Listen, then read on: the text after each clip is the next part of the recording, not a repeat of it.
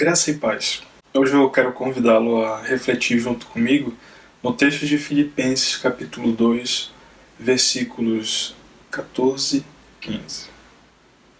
Façam tudo sem queixas, nem discussões, para que venham a tornar-se puros e irrepreensíveis, filhos de Deus, inculpáveis, no meio de uma geração corrompida e depravada, na qual vocês brilham como estrelas no universo.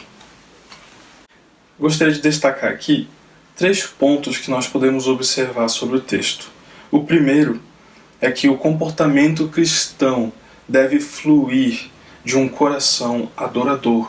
No versículo 14 a gente vê: façam tudo. E esse fazer tudo se refere aos mandamentos de Deus, às ordenanças contidas em toda a Bíblia. E não só aos 10 mandamentos, mas tudo o que a Bíblia expressa. Aquilo que Deus revela que o agrada, aquilo que Deus revela que não o agrada. O caráter de Deus não muda. Então, sempre que nós percebemos algo na Bíblia mostrando que Deus não gosta, Ele não gosta e ponto final.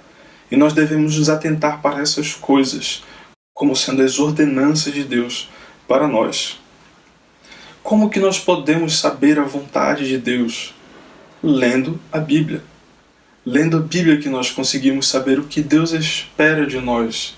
A leitura da palavra deve ser uma dedicação prazerosa diária. Nós devemos procurar conhecer mais aquilo que Deus espera de nós, a sua vontade, para que nós o agrademos mais e melhor.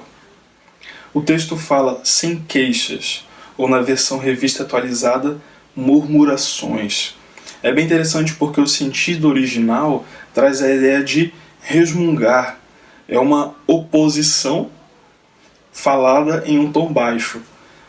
Um exemplo: quando seus pais ou seu cônjuge pede para você fazer alguma tarefa da casa, talvez lavar a louça ou lavar o banheiro, não sei, e aí você fala: tá, eu vou, mas lá no fundo, ou até baixinho, você fala assim: por que eu tenho que lavar a louça? De novo? Só eu posso fazer isso? Estou cansado já de fazer. Reclamações baixinhas. Essas coisas, murmurações. Devemos tomar cuidado. Com certeza nós já caímos nisso. Mas nós devemos evitar fazer isso tanto para Deus quanto para o nosso próximo.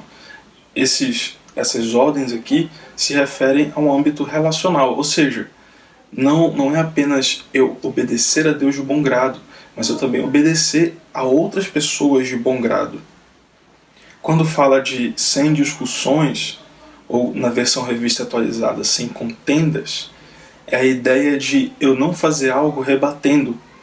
É quando alguém passa uma ordem, e aí eu fico: mas por que eu que tenho que fazer isso? Realmente não pode ser outra pessoa? E aí fica essa argumentação, simplesmente para não aceitar a sugestão, para não aceitar a ordem, para não aceitar ter que fazer algo. Em vez de fazer de forma mecânica, nós devemos fazer com alegria. Esse é o alvo bíblico. Conhecer a Deus é se relacionar com Ele, e não apenas adquirir informações teológicas, mas ter um cultivo de um relacionamento, de intimidade diária. É falar e ouvir, é orar e conhecer as Escrituras. Da mesma forma, como em qualquer relacionamento, nós fazemos coisas para outra pessoa, nós fazemos coisas para Deus, enquanto nós servimos ao próximo. E essas ações não devem ser ações moralistas, como faça isso, faça aquilo, não faça isso, não faça aquilo, que muitas pessoas criticam o cristianismo, e muitas vezes com razão, porque muitas vezes os cristãos eles acabam vivendo dessa forma errada, como se o cristianismo fosse um conjunto de regras de faça ou não faça. Mas a salvação consiste em se relacionar com Deus, e esse relacionamento envolve práticas sinceras, fruto de um coração adorador. Eu devo fazer as coisas para Deus com alegria. Nosso relacionamento com Deus deve resultar em obras sinceras, como fruto de gratidão, ou seja, olhando para o passado e agradecendo pelo que Cristo fez na cruz por mim, mas também deve ser como fruto de esperança, olhando para frente, para o futuro, olhando para a redenção completa, a libertação do pecado de forma completa. Então a minha gratidão ela deve ser baseada tanto no passado, naquilo que Deus já fez, quanto no futuro, naquilo que Deus prometeu que vai fazer, tendo fé que Ele vai cumprir. De onde que eu posso tirar essa ideia de que eu devo fazer essas obras sinceras tanto para Deus quanto para o meu próximo? Se nós olharmos para o contexto de Filipenses capítulo 2, nós vamos observar que Paulo ele está falando que nós devemos ser humildes, e isso acaba resultando também em fazer as coisas sem discussão, sem ficar argumentando contra, sem ficar reclamando, tanto para com Deus quanto para o nosso próximo. Na verdade, o próprio amor a Deus, ele também é revelado em amor ao próximo. Uma coisa está bem ligada à outra. Ninguém pode amar a Deus sem amar o próximo. Observemos o contexto de Filipenses 2. Vou ler do versículo 3 até o 8. Nada façam por ambição egoísta ou por vaidade, mas humildemente considerem os outros superiores a si mesmos. Cada um cuide não somente dos seus interesses, mas também dos interesses dos outros. Seja a atitude de vocês a mesma de Cristo Jesus, que, embora sendo Deus, não considerou que o ser igual a Deus era algo a que devia apegar-se, mas esvaziou-se a si mesmo, vindo a ser servo, tornando-se semelhante aos homens. E sendo encontrado em forma humana, humilhou-se a si mesmo e foi obediente, até a morte, e morte de cruz. Como que nós conseguiremos fazer tudo sem reclamar, sem argumentar contra? Justamente olhando para o contexto, buscando humildade. Segundo ensinamento, nosso objetivo deve ser sempre um padrão altíssimo. Versículo 15, a primeira parte. Para que venham a tornar-se puros e irrepreensíveis. E aí nós podemos dizer, mas é claro que nós vamos pecar. Todo mundo erra. Afinal, nós somos pecadores. Quem é que vai ser perfeito aqui na Terra? E várias outras desculpas ou termos que são, na verdade, muito prejudiciais para a nossa santidade. Nós estamos sujeitos ao fracasso, sim, isso é uma verdade, nós vamos falhar, infelizmente. E nós devemos sim ter paciência quanto ao outro que falha, porque também está no processo de santificação, assim como a gente. Nós devemos ter compreensão e misericórdia ao outro que infelizmente também vai falhar.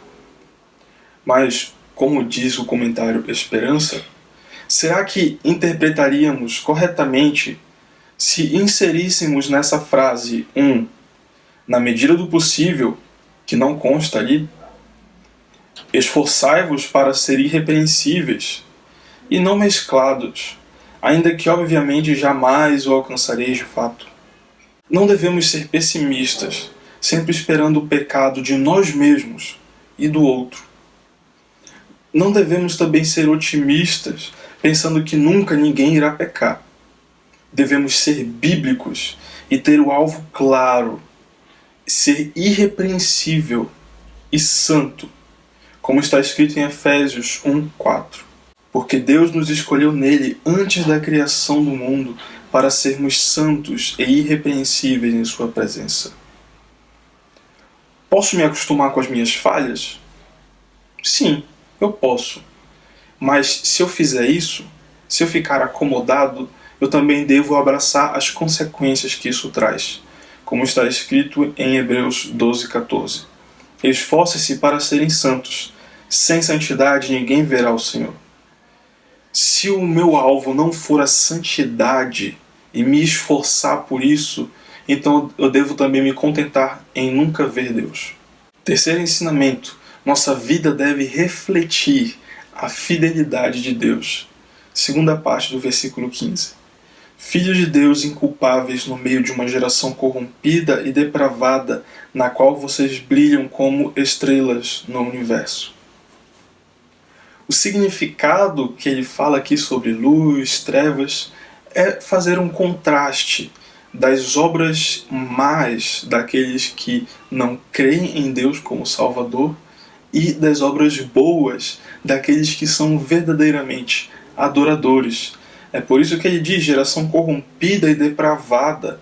Mas por outro lado, nós devemos fazer contraste com as pessoas imorais, mostrando as nossas obras de fazer tudo o que Deus espera que nós façamos, sem reclamar, sem murmurar, sem argumentar contra. Infelizmente, muitos cristãos acabam manchando o nome do Evangelho quando muitas vezes não vivem de forma coerente com a palavra.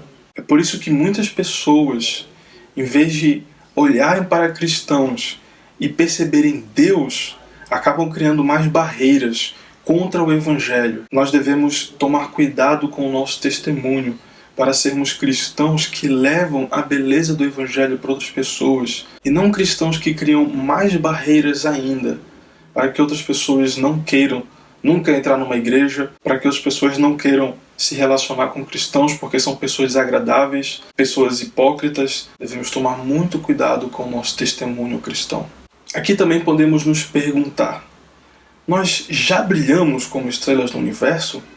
Ou será que o texto fala que nós devemos brilhar? Porque talvez, se nós já brilhamos, então eu não preciso fazer mais nada, não preciso me esforçar. Ou se eu devo brilhar, então eu devo me esforçar muito. Há teólogos que defendem que o texto fala que nós já brilhamos. E há teólogos que defendem que nós devemos brilhar, que o texto diz que nós devemos nos esforçar para isso. Quem está certo e quem está errado? Me parece que esse texto específico diz que nós já brilhamos. Mas as duas ideias são verdadeiras, são bíblicas e são complementares. Nós já brilhamos e devemos também nos esforçar para brilhar. A luz em nossas vidas é algo garantido, mas ainda não é algo completo e exige o nosso esforço. Jesus mesmo disse que nós somos a luz do mundo, então é algo garantido. Mas por outro lado, como nós vimos em Hebreus, nós precisamos nos esforçar para sermos santos. Ou seja, ainda não é algo completo e exige sim o nosso esforço. Deve ser algo crescente, como diz em Provérbios, capítulo 4, versículo 18. Mas a vereda dos justos é como a luz da aurora, que vai brilhando mais e mais até ser dia perfeito. Deus é fiel e nós devemos responder essa fidelidade de Deus com fidelidade na nossa vida. O cristão responde com fidelidade a Deus quando ele é fiel nas amizades, no namoro, no noivado, no casamento, quando o seu sim é realmente um sim, quando ele cumpre aquilo que ele diz, quando a sua palavra tem peso o suficiente que ele não precisa prometer para dizer que ele vai fazer algo, quando um cristão diz que vai fazer e simplesmente faz, mesmo que não prometa, porque ele se interessa em ser fiel. Nós devemos refletir a fidelidade de Deus até mesmo nas pequenas coisas da nossa vida. Pode parecer exagero, mas não é, porque a própria palavra diz que aquele que é fiel no pouco também é fiel no muito. Lucas 16, versículo 10 até 12. Mas aqui nesse contexto de Filipenses, de uma forma mais ampla, nós devemos refletir a fidelidade de Deus, sendo fiéis a Ele, sendo fiéis buscando e nos esforçando em santidade, buscando cada vez mais santidade. Com certeza, é um desafio enorme. Nós não conseguimos pelas nossas próprias forças, mas nós devemos confiar na fidelidade de Deus. Nada é impossível para Deus, nem mesmo a nossa santificação. Gostaria de encerrar essa reflexão falando sobre Deus, sobre a fidelidade dele. Aqui foi dada muita ênfase àquilo que nós devemos fazer e nós não conseguimos fazer pelas nossas próprias forças. Então devemos olhar para Deus e a sua fidelidade e a capacitação que Ele nos dá para que nós consigamos ser santos. 1 Coríntios 1, 8 e 9. Ele os manterá firmes até o fim, de modo que vocês serão irrepreensíveis no dia de nosso Senhor Jesus Cristo. Fiel é Deus, o qual os chamou à comunhão com seu Filho Jesus Cristo, nosso Senhor. Que Deus nos abençoe.